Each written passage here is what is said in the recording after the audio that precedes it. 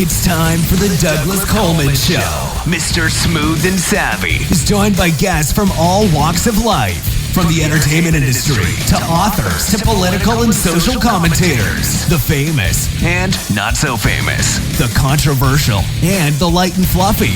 We have it all. Now, here's Douglas Coleman. Well, hello. How are you? Welcome to the Douglas Coleman Show. This is Douglas Coleman. As always, thank you for joining us. Nice to have you with us. We've got Sandra Brown here today. Sandra is an author extraordinaire. She has written 71 New York Times bestsellers, and there are over 80 million copies of her book in print worldwide, and they have been translated into 34 languages. Her books have been made into TV movies, and she's held multiple positions in the literary thriller world. Her latest book, THICK AS THIEVES, is available now, and she tells us a little bit about that book and tells us a little bit about herself and about her process. It's a great interview. It's very fun. Thank you so much to Sandra for coming on the show and spending a few minutes with us. Nothing much new to report. The video edition show is going great guns, and we are busy. We are booked all the way through mid-October, and then we have scattered bookings all the way to the end of December at this point. So we're very excited about it. Check it out on YouTube, Douglas Coleman Show VE. We've got 12 shows up now, and many more in the works coming soon. So we will be right back with Sandra Brown.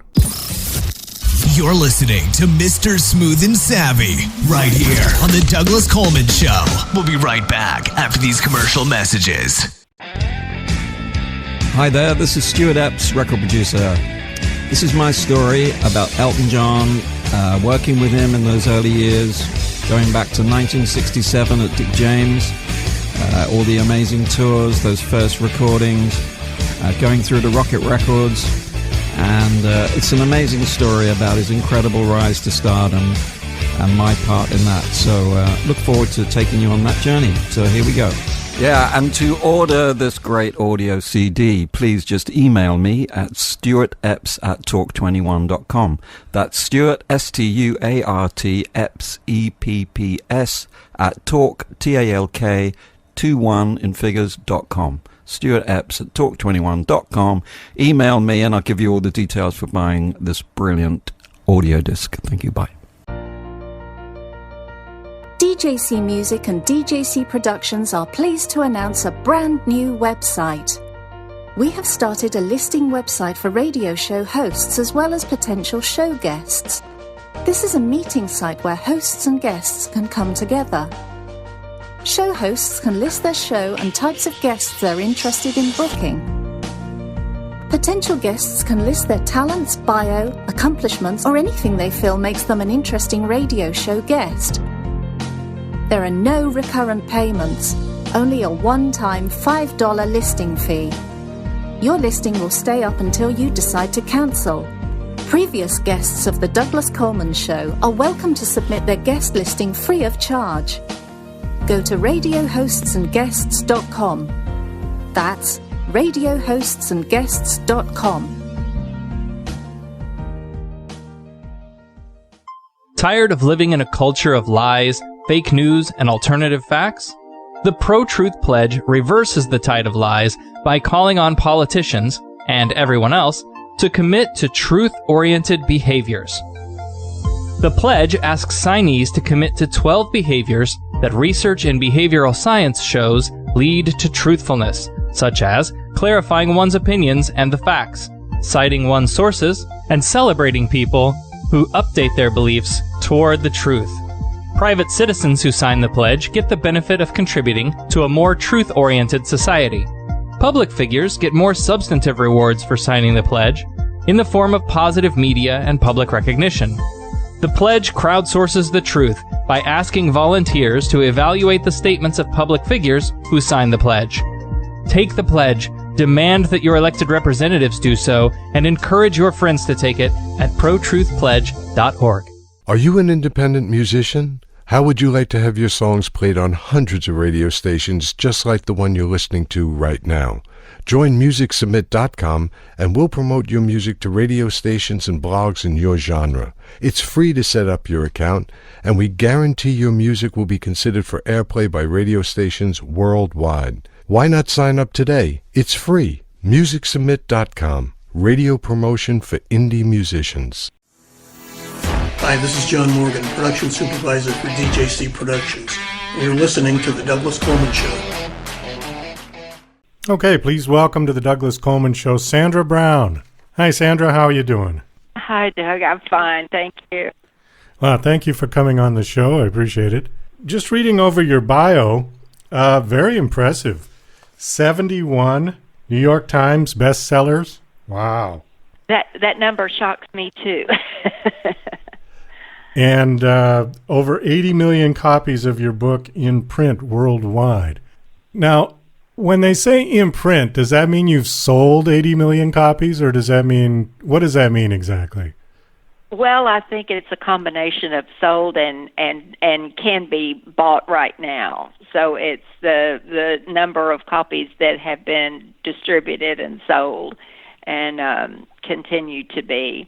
I'm very fortunate to have my books translated into over 30 languages, and if pressed, I couldn't even list 30 languages. So that to me is staggering. But with social media, I hear from people from all over the world, and that never ceases to amaze me. I'm always wondering, how can my book, that's set in Deep East Texas, resonate with someone, in Iceland? But I guess stories, people are always fascinated with stories, and so I'm very fortunate to have that many readers. Oh, definitely. Now, are all your books set in Western societies? I guess is a good way to put it. No, not necessarily. I live in Texas. I'm a native Texan, so a lot are set in Texas, but I also spend a lot of time in the Carolinas and that area, and Louisiana. So a lot of my books have been set there, but traditionally in the South or in Texas, yes. I think there is a fascination around the world with Texas. I think there's a lot of people, particularly in Europe and in the Far East, that have this sort of stereotype of Texas with the cowboys and the hats and the yeah. Mm. Well, I don't ride a horse to work, but yeah, it is. And I've been asked this question before. Did growing up in Texas contribute to your storytelling? And I give an unequivocal yes, because we're all born liars. And to be a fiction writer, you have to be an elaborate liar. And so I do think, because of the kind of the lore that Texas has, people expect from us outlandish situations, outlandish characters, larger-than-life characters. And so I think that has contributed greatly to my storytelling. Well, if you remember the show Dallas, that show was more famous in the UK than it was in the United States. More popular, I should say. Absolutely. So how did you get started with all this? You want to give us a little bit of your backstory? Well, I didn't know I was going to write professionally. That was never on my radar, actually. But my dad was an editorial writer. My mom was an avid reader. Both were. And I have 4 younger sisters. So the 5 girls in our house were taught to read at an early age, and we were voracious readers, all of us. And then I got married. I was working in television as a contributor to a magazine show on the ABC affiliate in Dallas. And one day they came through and fired all of us. And so it was really, I had 2 children at the time, toddlers, And my husband said, you know, you don't have anything to do now. You've always said you wanted to write fiction. Are you going to keep talking about it, or are you going to try it? And I was in my early 30s, but I thought, yeah, you know, this is something I've always wanted to at least try my hand at. So I literally set up a card table in a spare bedroom and started writing down stories. I didn't really know that I could do it, but I had a desire to. I had a fire in my belly to try it. And so that's how I got started. And so I really thank that gentleman who fired me, because it was the best thing that ever happened to me. Sometimes it works like that. I mean, I've known people that lost their job and thought they were at the end of the road, and it was just the beginning of a new road that turned out to be a lot better. Right. Absolutely true. So what was your very first book that you had published? My first book was a romance. It was for a line called Ecstasy that Bantam Doubleday Dell was publishing. And I'd had the owner of a bookstore read the manuscript, and which she had offered to do. And she called me when she finished. She said, you know, they're starting up a new line of romances, and I know the editor, and I'm going to tell her to look for your manuscript to read it, because I think this is exactly what she's looking for. And that's how I got published the first time. It was called Love's Encore. And when she called to buy the book and say, I want to buy your book, of course, I couldn't believe it. I was having, you know, heart palpitations. But she said, have you written anything else? And I said, I've just finished another. And she said, is it like this? And I said, yes, along the same line. She said, send it to me. And she bought that one 13 days later. So I actually sold my first two books within 13 days of each other. And so for several years, I wrote romances under 4 different names for several different publishers. And then I started moving more into the mystery and suspense and the thrillers like I'm doing now. So I'm just trying to do the math in my head. I know. You're like, how old is she? Well, not exactly. Not exactly. I wasn't trying to think how old you were. But I was trying to do the math in my head of how many books a year you would have to write to get to 71 books. When I began writing the romances, and this was a hot market at the time. This was like in the early 80s. And America had just discovered all of these American women writers. Up to that point, Harlequin romances kind of had a monopoly, and so all of these American publishers were saying, hey, we've got a whole continent full of writers over here. And so the publishing houses started publishing them at a pretty brisk clip. And so I got in on the ground floor of a genre that was really burgeoning at the time. And so a lot of it was just fortune that I was in the right place at the right time with a product that was, you know, a hot market. And so I could write, they were shorter, they were series books in that they were all packaged alike. And they came out with 4 or 6 a month. And so I could do about 5 of those a year.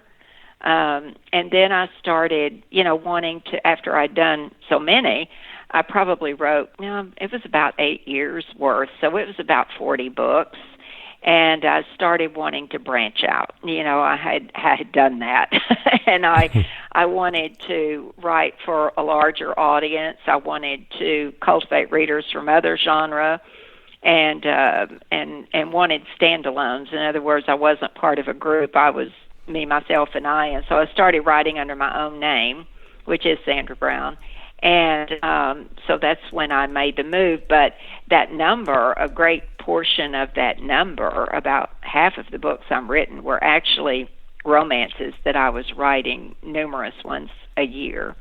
There is a difference in the way that a fiction writer would write versus the way a nonfiction writer would write. And I think of it in my head as research versus creation. A nonfiction writer would have to do research like doing a book report almost, or doing, some kind of a report on a particular topic.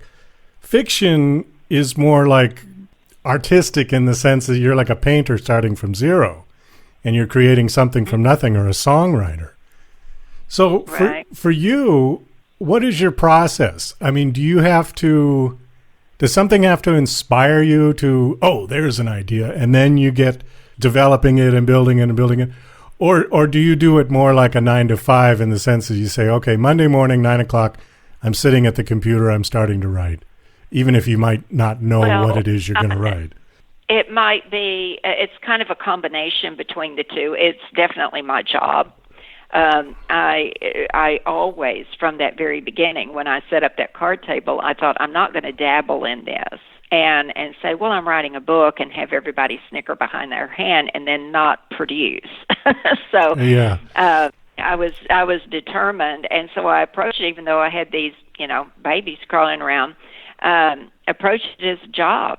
And I would go to work every day. So I still have that discipline. And I think because my dad was an editorial writer and he had to write something for the newspaper every day. So that discipline I witnessed, the whole time I was growing up. You start from scratch, you've got to come up with something. And so it is a job. I do approach it as a job.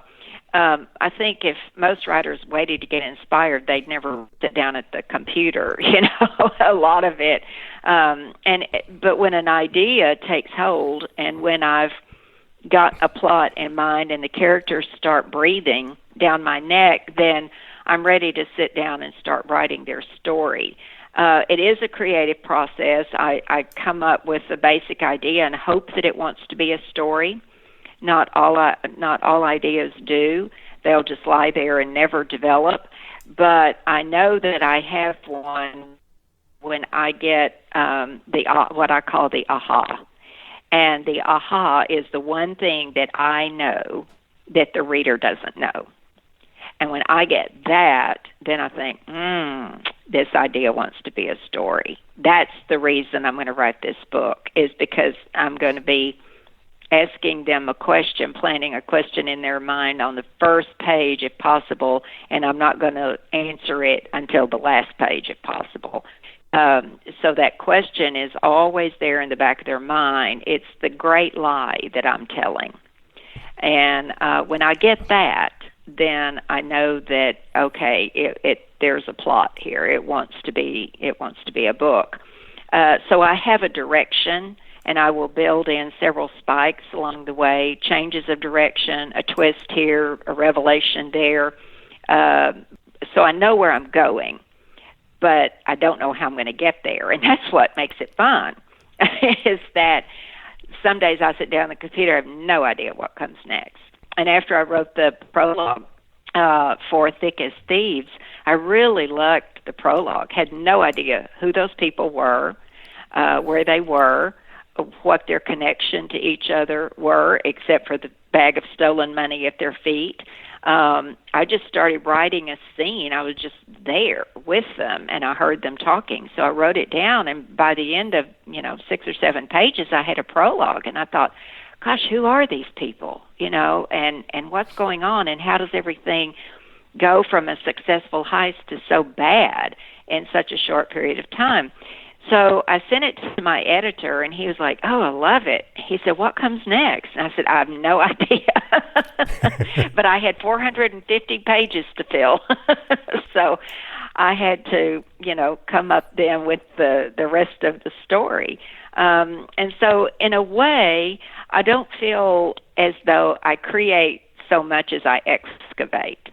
Well, that's a good way to put it. I think the story is always there, and it's up to me to pull it out. How many times have you surprised yourself in the sense that you started out with this idea, and then when you got to the end of it, it was nothing like what you thought it was going to be? It's not when I get to the end of it, but I have so many times. I mean, my characters are a lot smarter than I am, and they're busy at work when I'm sleeping. I often wonder what they're doing while I'm not there. You know, if I'm in the middle of a book and I'm writing it, but I have to take, an afternoon off to do something, I'm antsy because I'm thinking, what are they doing while I'm not there? I know it's totally schizophrenic. But I haven't surprised myself at the end of a book but one time, just one time. But I have surprised myself in the middle of a book, and one of those spikes that I was talking about, or one of those twists, I wouldn't see coming.